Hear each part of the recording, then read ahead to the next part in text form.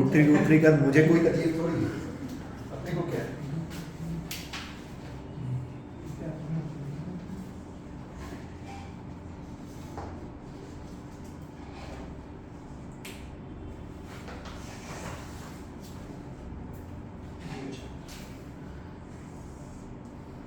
मैं तो बताऊँ 11th का 50% पोर्शन भी खत्म नहीं हुआ है और कितने महीने बचे हैं वो तुम्हारे सामने है। 50% भी अभी अपन नहीं पहुंचे। खैर, सेंटर ऑफ मास, क्या समझते हो तुम सेंटर ऑफ मास से? पहले तो सेंटर ऑफ मास क्या होता है मैं तुम्हें बताता हूँ। जैसे सेंटर ऑफ मास अपन को पढ़ना भी क्यों है, मतलब क्या जरूरत है सेंटर ऑफ मास की। तो जैसे ऐसे सोचो कि एक अपनी बॉडी है, मतलब क्यों पढ़ रहे हैं पहले तो वो समझते हैं। तो ऐसे समझो जैसे अपना एक ब्लॉक है मस्त,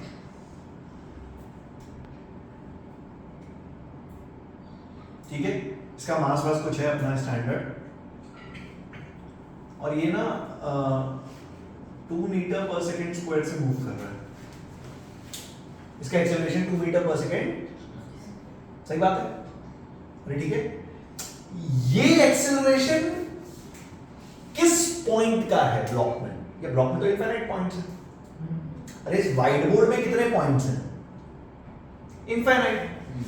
ये एक्सेलरेशन किस पॉइंट का है?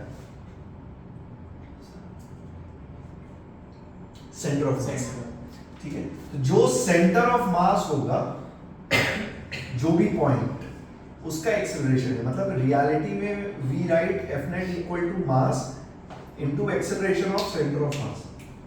तुमने जितने फॉर्मूले पढ़े ना उन सब में सेंटर ऑफ मास, जैसे मोमेंटम पी, मोमेंटम तुमने पढ़ा मास इनटू वेलोसिटी 9 10 में, इस चैप्टर में दोबारा पढ़ेंगे। So mass into velocity of centre of mass. कुछ बात समझ आई? इसका मेन यूज पता है कहां पे आता है? जैसे ऐसा समझो कि अपना एक पहिया है, व्हील लिखिए, व्हील कार की व्हील मान लो है ना, ये घूम रही है गोल गोल,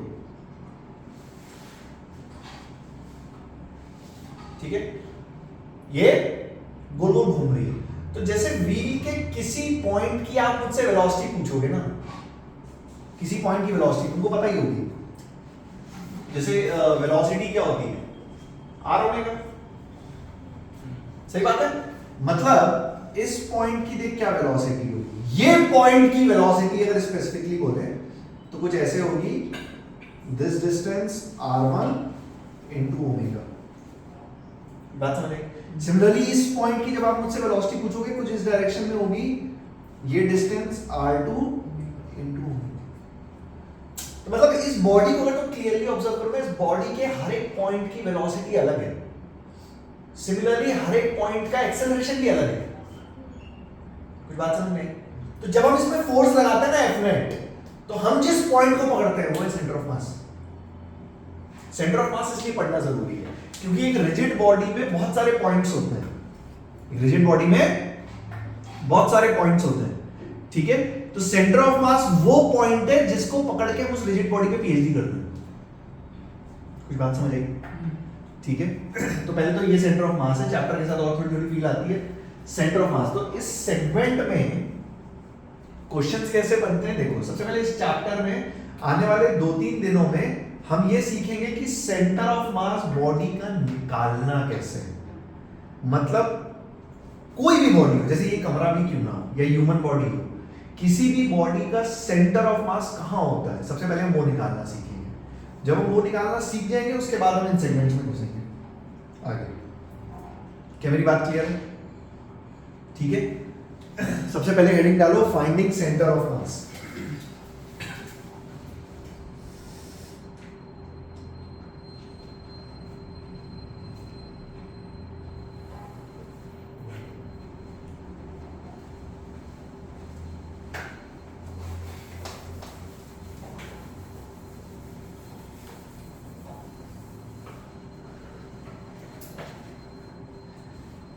ठीक है। अब मैं सबसे पहले तुम्हें बताता हूँ सेंटर ऑफ मास ना बुक्स में कैसे दिया होता है, हाउ टू कैलकुलेट, क्योंकि तुम जब बुक खोलोगे तो तुम्हें सबसे पहले ये दिखेगा। तो सेंटर ऑफ मास बुक्स में ऐसे दिया होता है कि मान लीजिए अपने पास कोई रिजिड बॉडी है,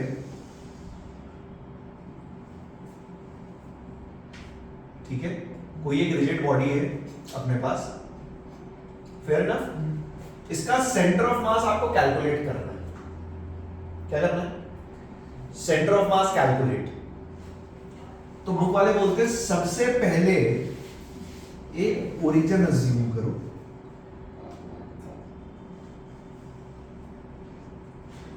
late us assume an origin something like this. कहीं भी ओरिजिन मान लिया। इस ओरिजिन से इस बॉडी के हर एक पॉइंट की डिस्टेंस निकालो। लेट अस से मैंने इस बॉडी में 3 पॉइंट्स ले लिए। लेट अस से मैं 3 ही पॉइंट ले रहा हूं। लेट अस से ये है m1 मास, ये है m2 मास एंड ये है m3 mass. Let us say m1 is at a distance r1, m2 is at a distance r2 and m3 is at a distance r3. So distance of center of mass is given as m1 r1 plus m2 r2 plus m3 r3 upon m1 plus m2 plus सबसे पहले तो ये formula है जो centre of मास निकालता है। क्या मेरी बात कुछ समझ आई? कुछ नहीं। इस फॉर्मूले से क्या समझ में आया तुम्हें? ठीक है, अब देख, हर r वेक्टर के 2 कंपोनेंट होंगे, एक x और एक y. So x coordinate of center of mass is simply given as m1 x1 plus m2 x2 plus m3 x3 upon m1 plus m2 plus m3. Similarly, y coordinate of center of mass is given as m1 y1 plus m2 y2 plus m3 y3 upon m1 plus m2 plus m3. ठीक है, अब मैं तुमको इसको apply करके दिखाता हूँ। Application से तुम्हें क्लैरिटी आएगी कि हाँ जो भी सवाल दो अब हम कर सकते हैं। ये बुक्स में दिया होता है फॉर्मूला, ठीक है। क्या है ये समझो। जैसे मान लो, ऐसे समझो 2 मासेस रखे हैं। एक मास रखा है लेट अस से पॉइंट मास है 2 kgs का, और एक पॉइंट मास रखा है 4 kgs का, और इन दोनों के बीच में डिस्टेंस है 6 मीटर्स। ठीक है, ऐसा एक सेटअप है। मतलब 6 मीटर की डिस्टेंस पे 2 मासेस रखे हैं। ठीक है, मैंने आपको बोला भाई सेंटर ऑफ मास बताओ कहां है इस सिस्टम का। इसका सेंटर ऑफ मास कहां पे है इन दोनों मासेस का। सबसे पहले अज्यूम एन ओरिजिन। कोई भी एक पॉइंट को तुम ओरिजिन मान सकते हो जहां तुम्हारा मन करे। Although calculative point of view से किसी एक मास को ही ओरिजिन मानना समझदारी है। क्यों? वो अभी तुमको समझ में आ जाएगा जब मैं कैलकुलेशन करूंगा। ठीक है, सो लेट अस से मैंने ओरिजिन अज्यूम किया इसी पॉइंट को। लेट अस से मैंने अज्यूम किया कि पहला पॉइंट ओरिजिन पे ही रखा है। कुछ बात समझ आई? y x। लेट अस से ये पॉइंट ओरिजिन पे रखा है। मैंने यहां माना है, तुम यहां भी मान सकते हो, जहां तुम्हारा मन करे तुम मान सकते हो, कोई तकलीफ वाली बात नहीं। मैंने यहां क्यों माना है अभी तुम्हें समझ में आ जाएगा। कुछ बात समझ आई? ठीक है, तो 2 kgs के कोऑर्डिनेट्स क्या हुए? 0, 0, और 4 kgs के कोऑर्डिनेट क्या हुए? 6, 0। ठीक है, सो x coordinate of centre of mass m1 x1 plus m2 x2 upon m1 plus m1 2 and x1 is, ये कैलकुलेशन में सिंपल देता है। अगर यहां मैं मान लो ये ओरिजिन में यहां मानता है at a distance of 1 metre, या यहां मानता है एट अ डिस्टेंस ऑफ से √3 मीटर्स, सही बात है, तो इसके कोऑर्डिनेट्स यहां पे भी आते हैं, तो कैलकुलेशन में एक टर्म बढ़ जाती है। अगर आप एक मास को ओरिजिन अज्यूम कर लेते हो तो आपकी एक टर्म गायब हो जाती है, देखिए वाली टर्म गायब हो जाएगी क्योंकि इनटू 0। कुछ बात समझ आई? So this is the only reason. Plus 4 into 6 upon 2 plus 4, देख कितना आया 24/6, दैट इज y कोऑर्डिनेट निकालते हैं। y coordinate of centre of mass m1 y1 plus m2 y2 upon m1 plus, अच्छा y1 y2 दोनों का 0 है, तो y कोऑर्डिनेट सेंटर ऑफ मास का कितना आएगा 0, मतलब सेंटर ऑफ मास कहां लाई कर रहा है x एक्सिस 4,0, किस पॉइंट पे लाई कर रहा है 4,0। क्या ये भारी वाले मास की तरफ है? अरे है कि नहीं है? तुमने देखा होगा अगर एक मैं रॉड लूं, सोचना अगर मैं एक रॉड लूं, क्या लूं, और रॉड में यूनिफॉर्म मास है, मतलब कोई हिस्सा ज्यादा भारी है कोई हिस्सा कम भारी नहीं है, बराबर मास है, तो रॉड को जब आप एकदम बीच से ऐसे टांग दोगे तो वो टंगी रहेगी, बट अगर रॉड का एक साइड आप थोड़ा ज्यादा भारी कर दो तो वो टिल्ट हो जाती है। उसके पीछे लॉजिक क्यों है? क्योंकि जो फोर्सेस लगती हैं, अभी मैंने बताया सेंटर ऑफ मास क्यों पढ़ते हैं, क्योंकि जितनी भी फोर्स बॉडी में लगती है वो कहां लगती है, मतलब जो ग्रेविटी की फोर्स जैसे ऐसा समझो अगर ये रॉड होती इस टाइप की, देख अगर ये रॉड होती जहां यहां पे 4 किलो होता और यहां 2 kg होता, तो इस पे जो mg फोर्स लगाते हैं ना हम, mg वो लिटरली यहां पे लग रही है सेंटर ऑफ मास पे, इसलिए इस साइड से टिल्ट हो जाती है। रियलिटी में जितनी भी फोर्सेस एक्ट करती हैं, अभी हम क्या कर रहे थे, फोर्सेस बॉडी में लगा दे रहे थे, पर बॉडी में किस पॉइंट पे, दे रियलिटी में they act on centre of मास। जितनी भी पीएचडी हम करते हैं वो हम किसकी करते हैं, सेंटर ऑफ मास की, क्योंकि एक बॉडी पे बहुत सारे पॉइंट्स हैं। कुछ बात समझ आई? ठीक है, क्या है उस पर बाद में आएंगे। सबसे पहले सेंटर ऑफ मास निकालना, तो सेंटर ऑफ मास निकालते हैं ऐसे।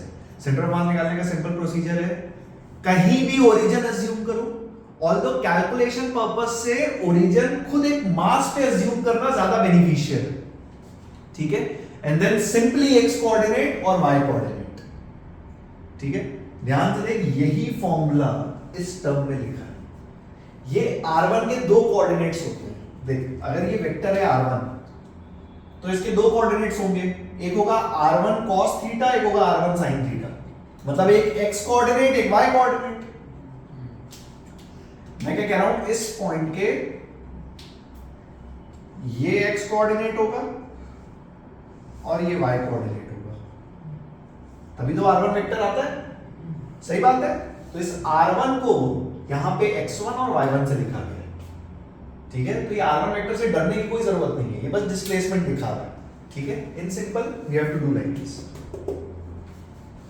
कुछ बात समझ आई? उतारो, नेक्स्ट क्वेश्चन तुम करो।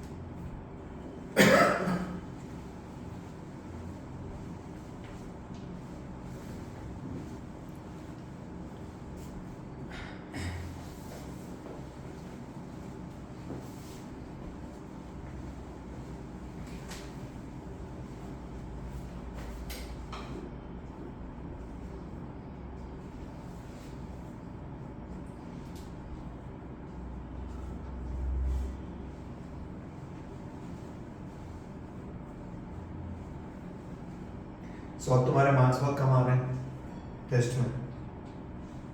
मैथ्स फिजिक्स में मुझे रीजन या तो तुम बताओ, जिस दिन तुम मुझे आके बोलोगे सर मेरा पूरा मॉड्यूल पूरी एचसीवी कंप्लीटेड है, मैं कुछ फॉर्मूला पूछूं तुम्हें याद हो, मतलब रिवीजन भी तुमने अच्छे से कर रखा है, उस दिन तुम्हारे मार्क्स कमाएंगे तो तुम मुझे बोलना सर क्यों कमा रहे हैं मुझे नहीं समझ में आ रहा। तो वो अटेम्प्ट करता हूँ, जो राइट आता है कॉन्फिडेंस जिसमें रहता है वो राइट भी आता है, फिर नेगेटिव मार्किंग ज़्यादा आ रही है। क्यों नेगेटिव आती है? घर जाके पेपर रीसॉल्व करते हो? हाँ, किए सारे क्वेश्चंस। कल जो ये लास्ट टेस्ट हुआ उसका मैथ्स और फिजिक्स पार्ट हो गया, क्या बाकी करते चलो इसको, क्योंकि इवेंचुअली डाउन द लाइन कुछ 1-2 महीने 3 महीने में अगर मुझे तुम्हारे मार्क्स में इंप्रूवमेंट नहीं दिखा तो I have to shift your batch.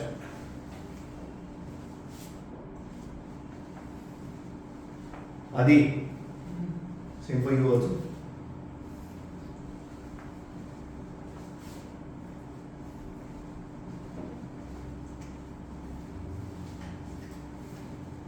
तुममें से किसी को ऐसा लगता है कि वो टॉपर है? मतलब क्लास 10 तक कोई टॉपर रहा है तुममें से? कोई नहीं। चलो टॉप 10 में कोई रहा है कंसिस्टेंटली? कभी कभी आ गया। इसका मतलब तुम में से कोई टॉप 10 में, तुम में से आधे से ज्यादा लोगों को मैं सेलेक्ट करा दूंगा। वो हुनर मेरा है। एवरेज बच्चे से सिलेक्शन निकालने का काम मेरा है, पर पढ़ना तुमको खुद पड़ेगा, ये ध्यान रखना। करना आपको पड़ेगा। मैंने तुम्हें बता दिया 11th में तुम्हारा सिर्फ काम है पेंडिंग कुछ नहीं छोड़ना है और रिवीजन करते चलना है बस।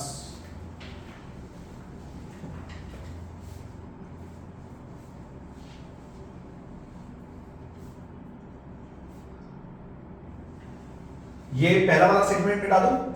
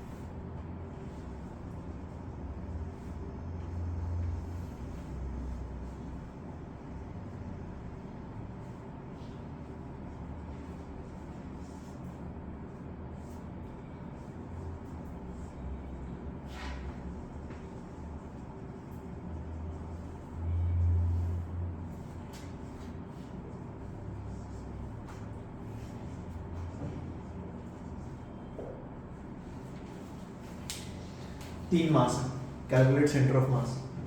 गलत मत करना बस।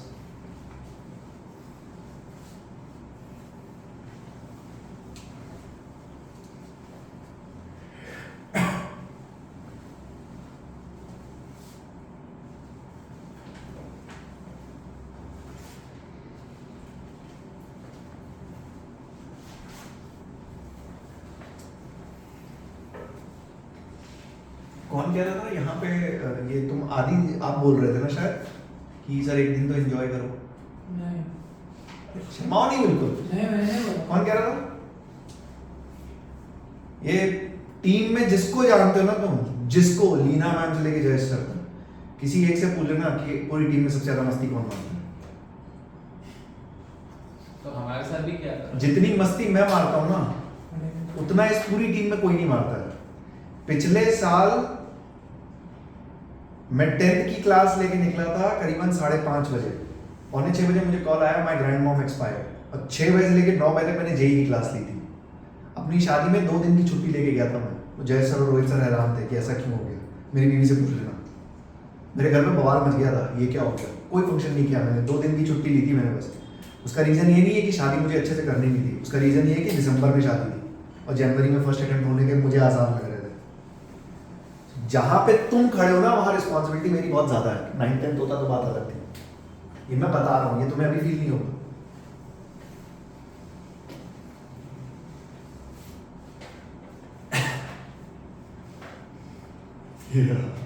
ये हो गया।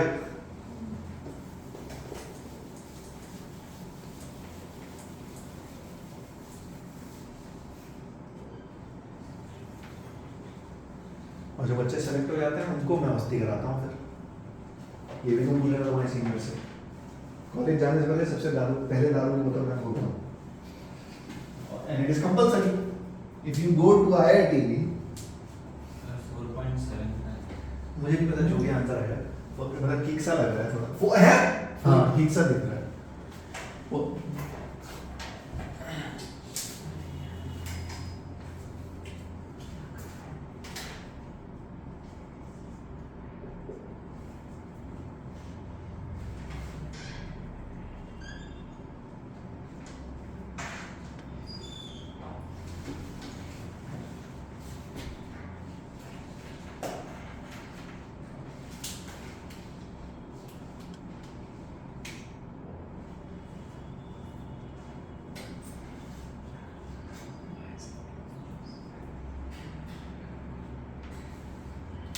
सबका आंसर आना चाहिए इधर आ गया हाँ। सही है उसका हाँ तुम्हें नहीं लगता तुम्हारा किसी सारा कॉन्फिडेंस कितना आया सॉल्व सही है हाँ सही है कितना आया अदिति नीति अरे ये अनबीट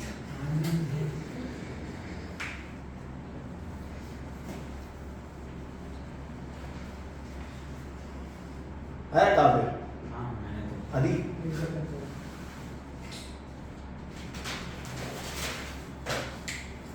तुमने ओरिजिन इसको माना है 2 kg को देख मैं 1 kg को मान के दिखा देता हूँ मतलब जस्ट टू वेरीफाई कि अपना आंसर सब सेम आता है हमेशा आप कुछ भी ओरिजिन मान लो है ना तो मान लो मैंने ओरिजिन मान लिया 1 kg को 0,0 इसके कोऑर्डिनेट्स कितने हुए -3, और इसके सो देख x coordinate of centre of mass m1 x1 plus m2 x2 plus m3 x3 upon 5 plus 1 6 and 8 सही है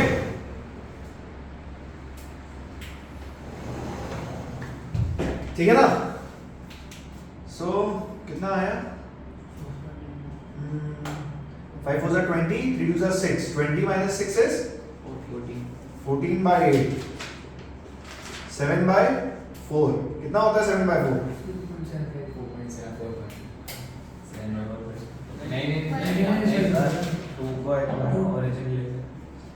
अलग आ रहा है भारत मेरा सवाल समझ में आया 7 by 4 कितना होता है 1.3 and 4 ओरिजिन से 1.75 सही आया सही है 1 point सही सही है ना हाँ। सो देख मेरा आंसर यहां से 1.75 आया है कितना मतलब तुम्हारा यहां से आया है 4.75 क्या सेंटर ऑफ मास सबका सेम आया अरे कुछ बात समझ में ओरिजिन आप कुछ भी लो आपका सेंटर ऑफ मास सेम आएगा कभी कभी पता है रिसेशन रीजन में ऐसे बच्चों को कंफ्यूज कर देती है कैसे मैं आपको बताता हूं ध्यान सुनना पहले बताओ इस बॉडी का इस बॉडी को यहां से हटा के मैं यहां ले जाऊं क्या इसका सेंटर ऑफ मास यहीं पे रहेगा इसका सेंटर ऑफ मास चेंज सोच स्टेटमेंट अगर ऐसे दूं कि the centre of mass depends on where you assume origin true और फॉल्स ट्रू अगर ओरिजिन चेंज कर दोगे तो सेंटर ऑफ मास की वैल्यू चेंज हो जाएगी ना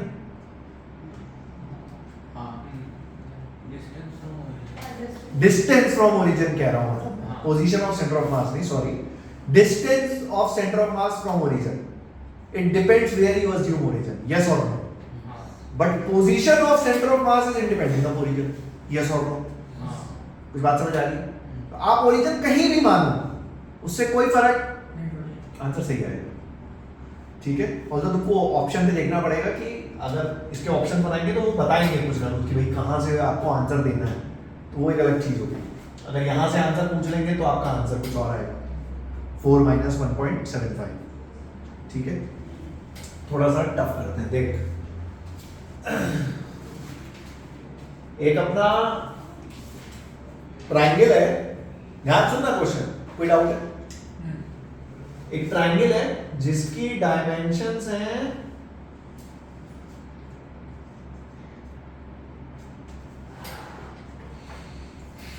2 meters. 2 meters.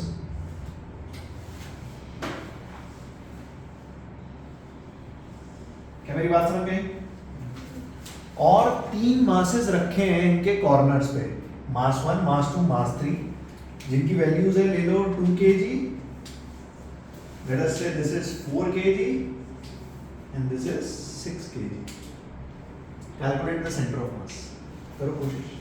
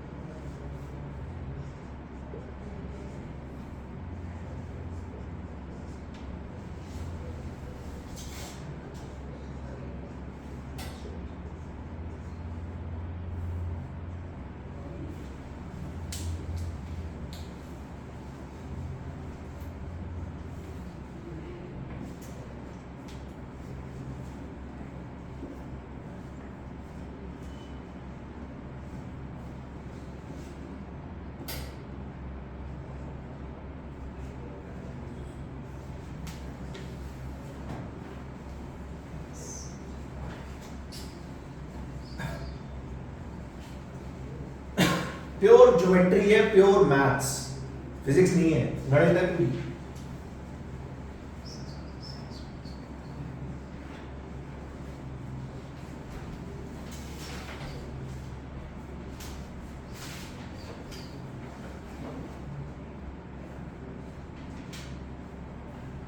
ये एक्स कोऑर्डिनेट है.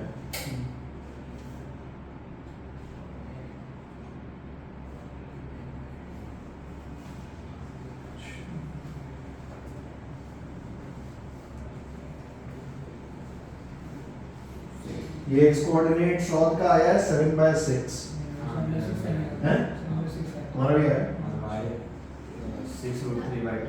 कोई तकलीफ नहीं, मैंने क्या बोला उसका गलत से है, पर तुम्हारा कितना है? ये तो पक्का गलत है. कैसे गलत है चेक कैसे करो, देख. ये बॉडी है, डिस्टेंस कितनी है? तुमने ओरिजिन क्या माना? वाह तालियां. बिना ओरिजिन माने x1 y1 क्या ले लिया तुमने? m1 + m2 + m3 वैल्यू ये तुम्हें किसने बोला सेंट्रोइड पे लाई करेगा? तीनों मासेस सेम है क्या? अगर तीनों मासेस सेम होते तो बात समझ में आती है तुम्हारी, आ जाता से. पर यहाँ तीनों मासेस सेम है क्या? इसीलिए मैंने अलग किया, क्योंकि तुम्हारे जैसा कुछ है नहीं. सोचा ठीक है तुमने. सर तुमने क्या सोचा? सर इस लकड़ी का जो अरे इधर देख, अनवी ने बोला सर इसका जो सेंटर ऑफ मास है ना वो सेंट्रोइड पे लाई करेगा. उसने क्या सोचा कि अगर ये लकड़ी है तो इस लकड़ी का जो सेंटर ऑफ मास है वो एग्जैक्टली सेंटर पे होगा. सही बात है, क्योंकि ये मास डिस्ट्रीब्यूटेड है. पर वो तीनों मास सेम है क्या? अगर यहाँ पे मैं एक हिस्सा भारी कर दूं तो सेंटर ऑफ मास शिफ्ट हो जाएगा ना.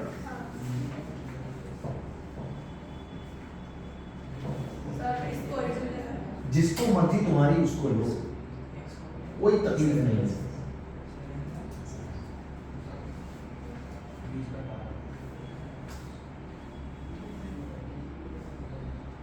भाई साहब कोऑर्डिनेट्स कितने आते हैं आपको? नहीं मैं पूछ रहा हूँ, मेरा सवाल था. इसमें क्या कोऑर्डिनेट्स लिखे? ओरिजिन किसको लिया हमने? और इसके सर ये 2 यहाँ. वाह गलत है तुम्हारा भी. और किससे इसका आंसर है? गलत तुम्हारा. वहाँ सेम आया ना उसके आंसर से? नहीं, x तो सेम है पर गलत है. क्या क्या क्या क्या गलत?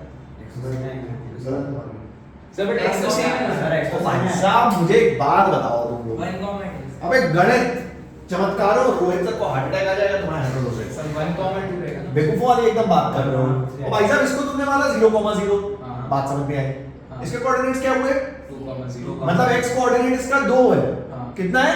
दो। अब तो इसका तो 2 से कम होगा ना। पहले तो इसका 2 से कम होगा कि नहीं होगा? होगा कि नहीं होगा? होगा ना। हाँ। अरे पक्का ना। 2 ले रखा है किसी ने। सर 1, कौन है जिसने? उल्टा लिखो। हाँ 1,√3 हाँ फिर ठीक है। तुमने क्या लिया? 1,2 लिया है ना? हाँ। हाँ, फिर ठीक है। लेकिन तुम तेरा आंसर गलत है। नहीं सर मेरा x इससे कैसे मैच हुआ? X तो नहीं X तो आएगा, same आएगा रहेगा, ना। X right ही रहेगा ना। X तो same ही रहेगा ना क्योंकि 1 ही आया मैंने है, कहा 1 कि x X अच्छा तो y कोऑर्डिनेट है। हाँ, ठीक है समझ गया। मैंने भी निकाला था √3 इधर का राइट। उससे निकाला है? हाँ। हाँ फिर ठीक है। फिर ठीक है। तो तूने 1,2 लिखा है। अरे वो गलती से पहले हाँ, लिख तो दिया वो था, देख solve- के मैं बोला। सॉल्व करने के पहले लिख दिया। देखो इसमें क्या हुआ। इसको मैंने माना ओरिजिन 0,0, इसके कोऑर्डिनेट्स हुए 2,0। इसके कोऑर्डिनेट्स निकालने के लिए 1, दिस हाइट, ये एंगल है 60 डिग्री। कितना? अरे इक्विलेटरल ट्रायंगल में 60 डिग्री होता है ना, 60 डिग्री। अरे होता ही नहीं होता। तो ये हाइट कितनी हुई? 2 sin 60 सौद को पैसे √3। हाँ सौद को पैसे देना कितने थे? आपको ये देना, आपको बर्थडे के लिए ए, तुम्हें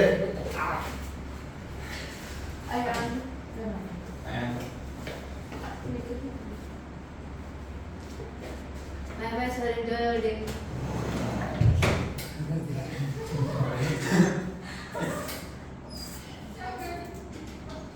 अब ठीक है।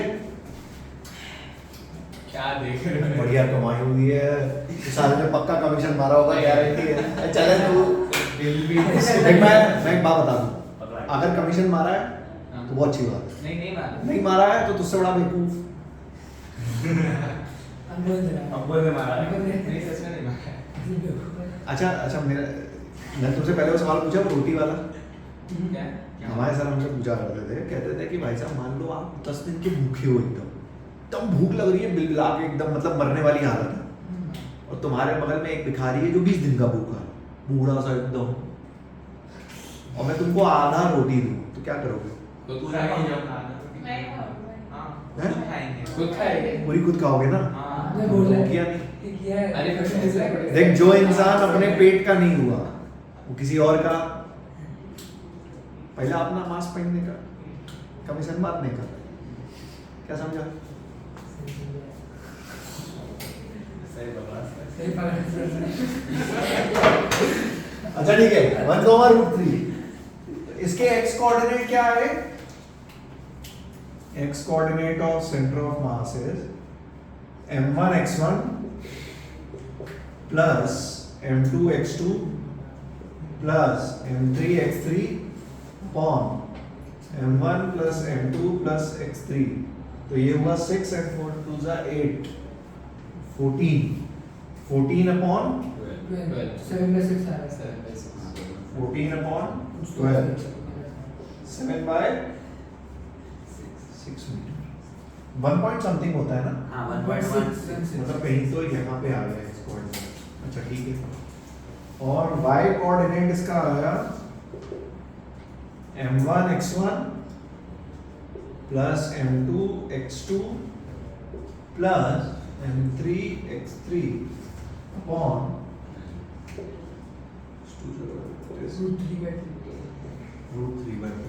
मतलब इसका सेंटर ऑफ मास यहाँ कहीं लाया करेगा at 7/6, √3/2। बात समझ आई अनवी? नीति ठीक है?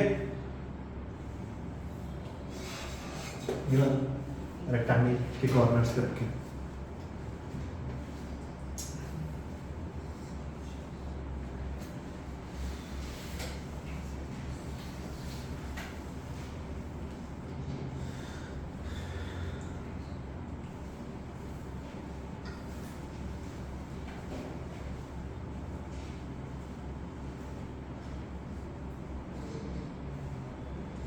पेन चलाता है ना?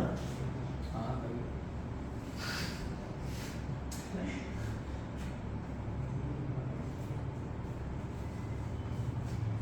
हो गया? हाँ वो कर ये भी हो गया? हाँ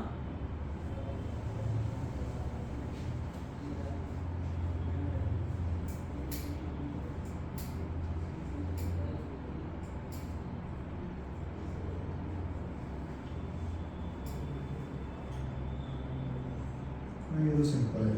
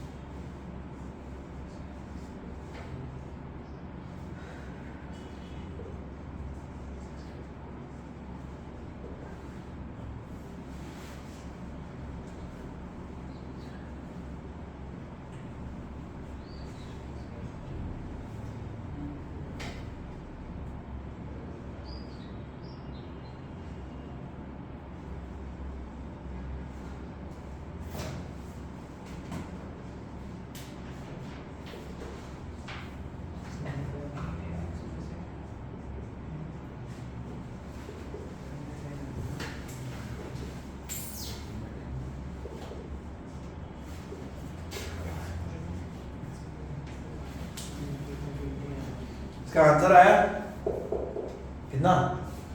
3 3 कॉमा 1.2 1.4। नीति? 7/3 है और 15/3 एक्सिस तो बराबर है। माशाल्लाह माशाल्लाह तेरी नजर यार अब ये भी क्वेश्चन सॉल्व कर रहा हूँ यार, ऐसे मत करो यार। नहीं सर आया नहीं मत करेक्ट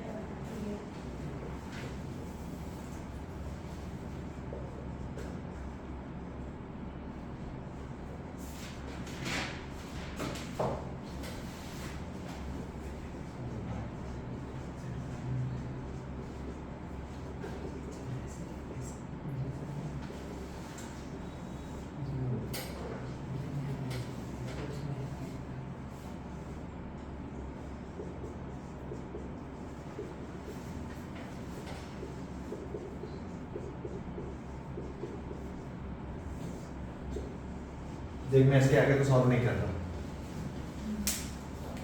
ठीक है ना?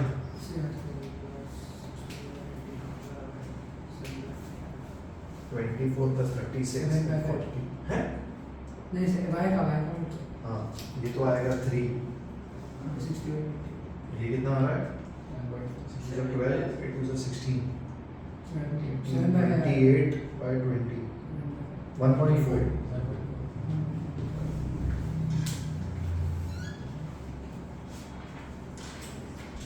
टिकाचे ठीक है, ठीक है। सो देख तुमने किस वैरायटी के क्वेश्चन किए, सुनना मेरी बात ध्यान से, फील कर फिजिक्स। सबसे पहले अपन ने 2 मास रखे सेम लेंथ पे, फिर 3 रखे सेम लेंथ पे, ट्राइंगल बना दिया, स्क्वायर बना दिया। इन सब सवालों में क्या टफ होता जा रहा है? मैथ्स। 8 मास क्यूब। ऐसे नहीं तो मत देखो, सबके कोऑर्डिनेट्स लिखने तुम्हें आते हैं। अगर मैं किसी एक को ओरिजिन मान लूं, क्या कोऑर्डिनेट्स लिखना जानते हो? वेक्टर्स में लिखे थे। कहाँ लिखे थे? वेक्टर्स में। देख कुछ इस टाइप से।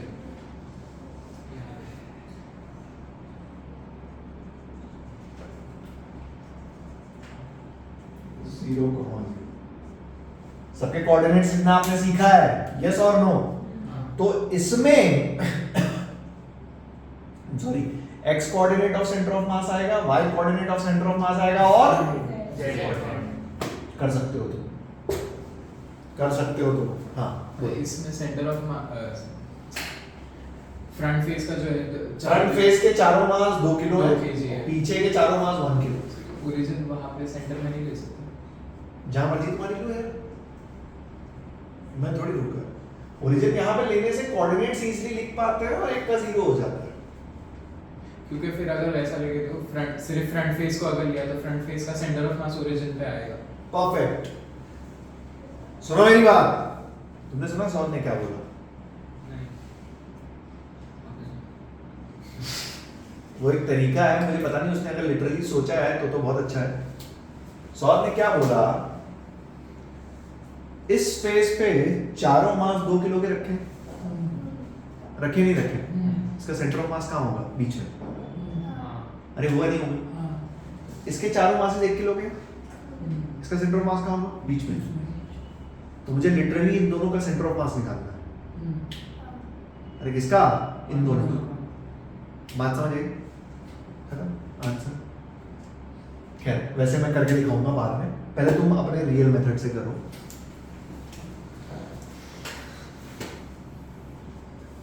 कभी कभी लड़का दिमाग चला देता।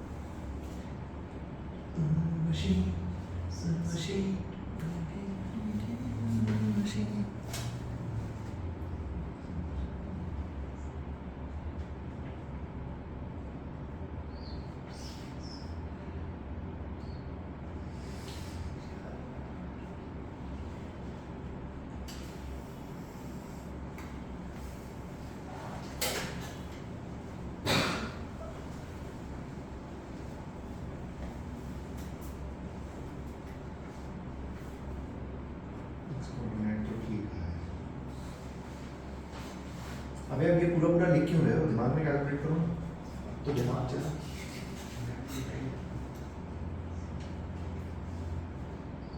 सही सही कर सकते हो तुम।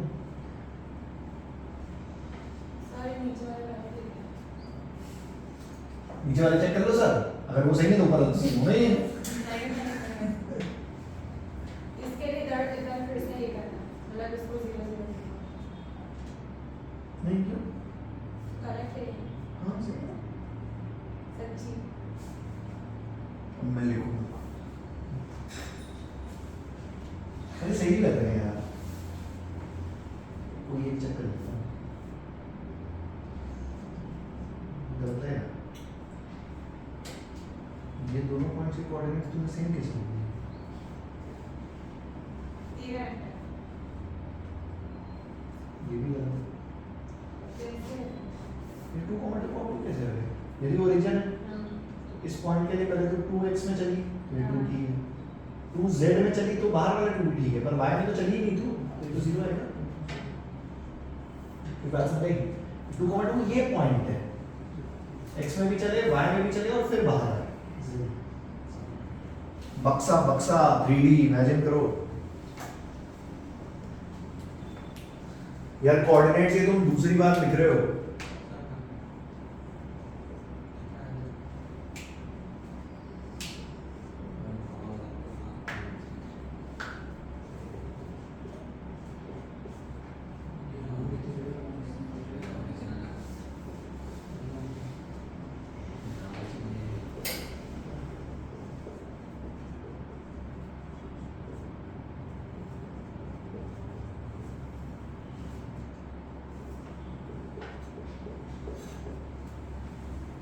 कोऑर्डिनेट किसके सारे सही हैं? सर मैंने और कोऑर्डिनेट सही हैं सारे? अनवी तो मैंने सिर्फ बेटा ओरिजिन से नेगेटिव मैंने साइड origin लिया। वो ठीक है, वेक्टर्स में लिखे हैं ना, मैं भूल गया है बंदे, ऐसे मत कर। कोऑर्डिनेट्स कितना आ रहा है? 1,1,1,1.3 हाँ 0.3 बराबर फ्रैक्शन में बताओ। 2/3 माइनस 4/3 है। तुम्हारा कितना आ रहा है? 4/3 है जैसे 4/3 ठीक है। सर मेरा भी 2/3 है, पर मैंने ओरिजिन वो 2 kg वाला ब्लॉक है ना उसको लिया, हाँ मैंने भी वही लिखा ओरिजिन। वो जो 0,0,0,0 वहाँ पे ठीक है, कुछ सही हो सकता है।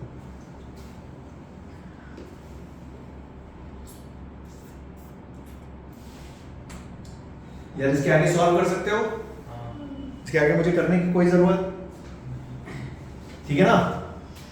अब देख जो 100 तरीका बता रहा था वो कैसे है, मैं वो फील करा देता हूँ क्योंकि उस लड़के ने बता दिया, वरना ये तो अपना बेस मेथड है। देख जो पीछे वाली वॉल है, जैसे इस वॉल को समझ, इस वॉल में 4 मास रखे हैं, 1 1 1 1, तो इसका सेंटर ऑफ मास कहाँ होगा? बीच में, सही है? मतलब ऐसा समझो एक मास है 1 1 1 1, मतलब 4 किलो का, और इस वाली वॉल में टोटल मास कितना है? 2 2 2 2, मतलब 8 किलो, और इन दोनों कितनी डिस्टेंस पे हैं? 2 मीटर। अरे कितनी डिस्टेंस में है? अरे सही ना, ये सेंटर ऑफ मास और ये सेंटर ऑफ मास किस डिस्टेंस पे है? 2 मीटर। ठीक, सॉल्व कर दो, खत्म आंसर। देख मान ले इसको ओरिजिन मान 0,0, तो ये हुआ 2,0। तो देख एक्स कोऑर्डिनेट 8 into 2/12, 16/12, 4/, ये आता है 100 तेरा Z z कोऑर्डिनेट, z ऐसे ही निकाला था मैंने। बाकी तो ठीक है, आधे आधे पे ही होगा ना यार। अरे ये भी आधे पे है, ये भी आधे पे है, तो x कोऑर्डिनेट तो आधे पे ही होगा, y कोऑर्डिनेट भी आधे पे होगा, z ही आएगा। ये इस लड़के ने बोला था, ठीक है? हाँ इजी लगा, लेकिन स्ट्राइक करना थोड़ा मुश्किल है, ठीक है? अपना बेस मेथड ही है, फेयर इनफ। मतलब मैं तो कह रहा हूं कि कितने भी पॉइंट मासेस हो, अगर अपने को यूजिंग मैथ्स ओरिजिन लिखना आता है तो अपने को सेंटर ऑफ मास निकालना आता है। कुल मिला के बात तो ये है, ठीक है? अब अगर तुम ओरिजिन नहीं लिख पा रहे हो या कुछ कैलकुलेशन एरर कर रहे हो तो सेंटर ऑफ मास का आंसर करेक्ट नहीं है, ठीक है? Fair enough. एक क्वेश्चन और लिखो।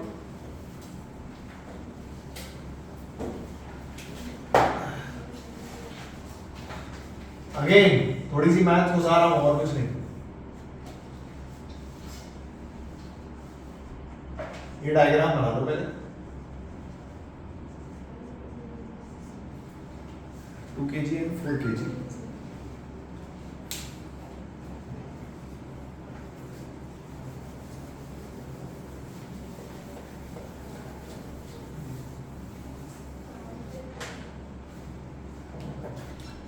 देखो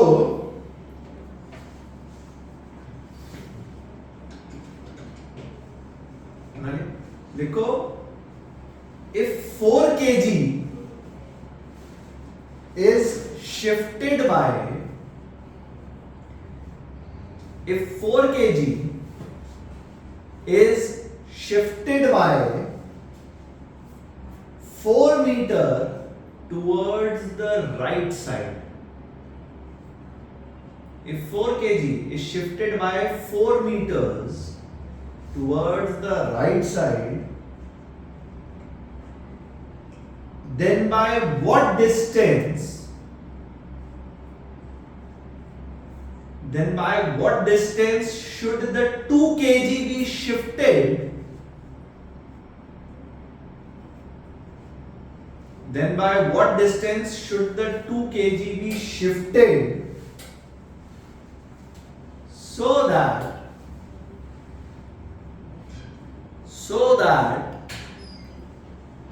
center of mass shifts by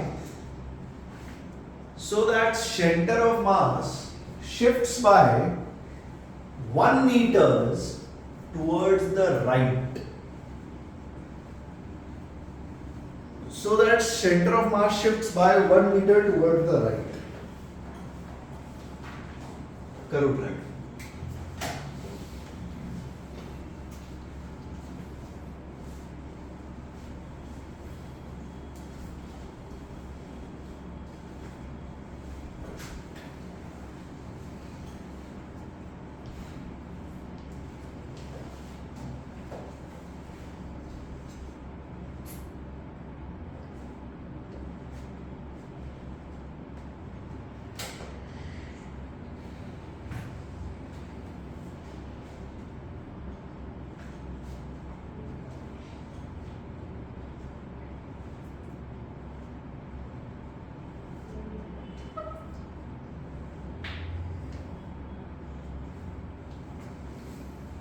sir origin आपने ऑलरेडी दिया नहीं, मैं तो ऐसे ही बनाया है डायग्राम. आप कहीं भी मान लो, कोई तकलीफ नहीं बेटा.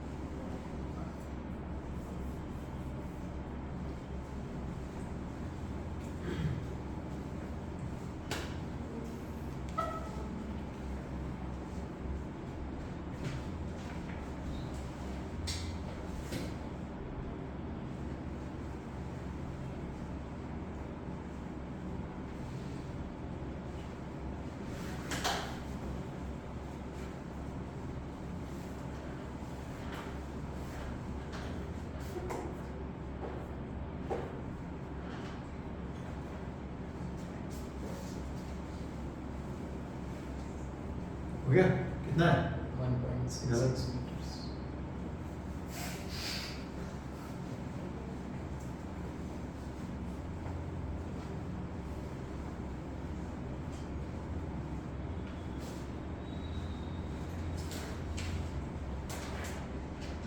कैसे किया तुमने? सागर पहले इन लोग के बीच में 4 meters का ये लिया. कुछ भी मान लिया. 4 meters शिफ्ट करना है ना उसको, तो इनिशियली 4 meter.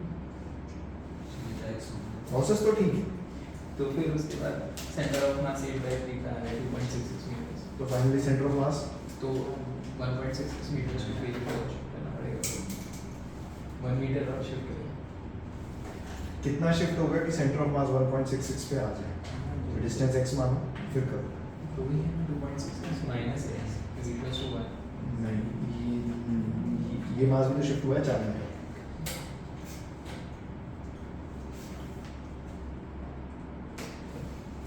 Minus x.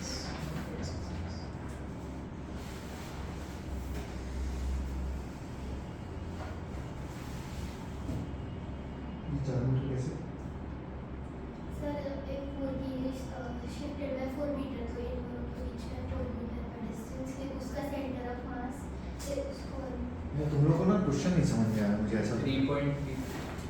ये कह रहा है कि 2 किलो और 4 किलो ना कुछ डिस्टेंस पे रखे हैं. ठीक है, कुछ डिस्टेंस पे रखे हैं. अगर आप 4 किलो को 4 मीटर शिफ्ट करो यहां से, तो बताओ इसको मैं कितना शिफ्ट करूं सो दैट जो यहाँ सेंटर ऑफ मास है ना वो 1 मीटर शिफ्ट हो जाए। बात समझ आई? -5 metre is correct. 5 meters towards the left। तो हाँ तुम्हारा क्या आंसर आया? बोल रहा लेफ्ट में तो इसलिए माइनस हो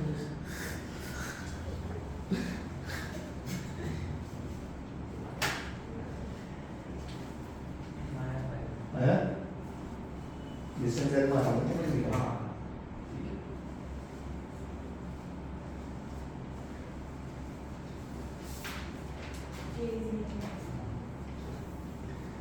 बंदा ये बिंदास है।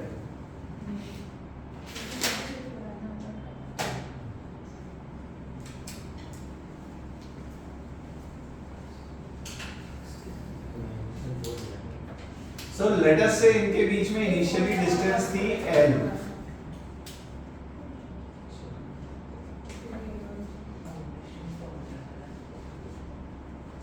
So सेंटर ऑफ मास कहाँ पे था?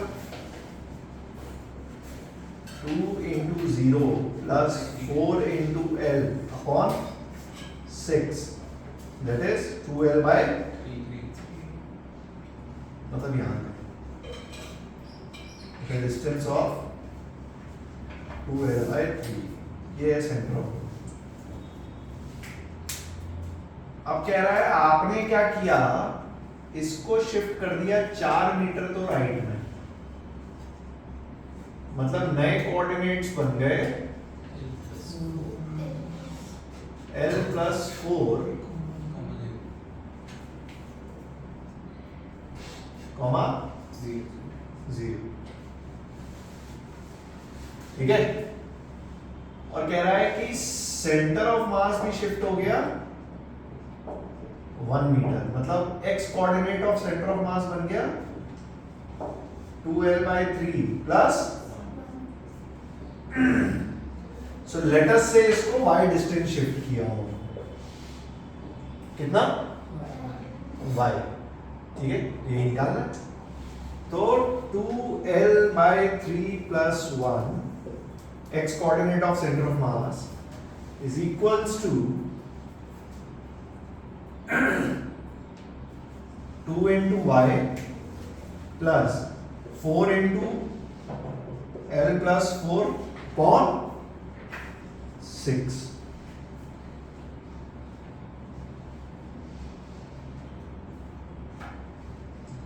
ठीक है, तो यहां से कितना आता है? सही किया ना? ऐसे ही किया तुमने भी? ठीक है, अगेन इसका एक छोटा तरीका भी है। x कितना आता है? 5 मीटर्स, -5 आएगा मतलब 5 metres.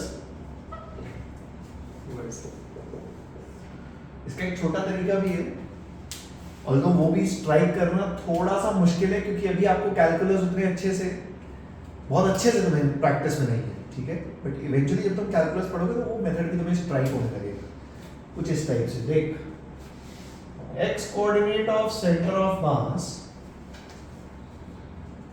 Is m1x1 plus m2x2 upon m1 plus, सही बात है, यही है फॉर्मूला। ठीक है, इस इक्वेशन को डिफरेंशिएट कर दो। क्या कर दो? डिफरेंशिएट। देख, किसी भी पर्टिकुलर के रिस्पेक्ट में, मान लो r के रिस्पेक्ट में, किसी के भी रिस्पेक्ट में, तो जब इसको डिफरेंशिएट करोगे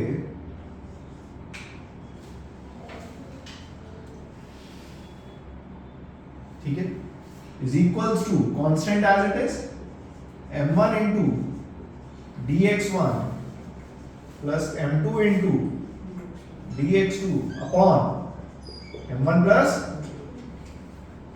जिसके भी रिस्पेक्ट में आप डिफरेंशिएट करोगे वो तीनों जगह से कट जाएगा, जो अपॉन में dt या dy जो भी आएगा वो dy कैंसिल हो जाएगा, डिफरेंशिएट कर दिया।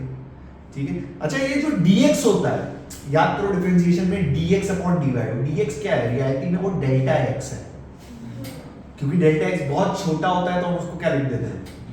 dx। तो ये लिखा हुआ है m1 plus m2 upon m1 plus m2, इसकी जगह मैं लिख देता हूं 6 m1 प्लस m2। सही है। अच्छा, what is delta x? Change in x coordinate, x2 minus x1। सही बात है। तो सेंटर ऑफ मास के कोऑर्डिनेट्स में कितने का चेंज आया है? 1 मीटर। इसकी वैल्यू कितनी है? m1 2 डेल्टा x1, ये मान लो हमें निकालना है, कितने का चेंज आया? प्लस m2 4 के कोऑर्डिनेट्स में कितने का चेंज आया? 6 इज इक्वल्स टू, ये क्रॉस मल्टीप्लाई किया, 2 delta x1 plus 16 delta x1 equals to 5 minus 5। मैं फिर कह रहा हूं ये मेथड स्ट्राइक करना अभी के लिए बहुत टफ है, तुमने कैलकुलस में अच्छे से करी नहीं है, but this is again one of the methods, classic solution. ठीक है। ऑल्दो ओरिजिनल तो अपन ऐसे ही करेंगे, फेयर इनफ।